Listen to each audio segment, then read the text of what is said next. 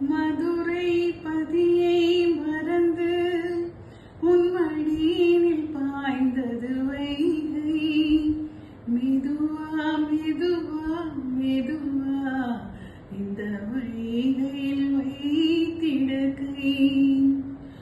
பொதிகை மலையை பிரிந்து என் பார்வையில் நீந்தது தின்றல். அதை நான் பிடித்து மெல்ல அடைத்தேன் மனச்சிறையில். ஓர் இலக்கியம் நம் காதல்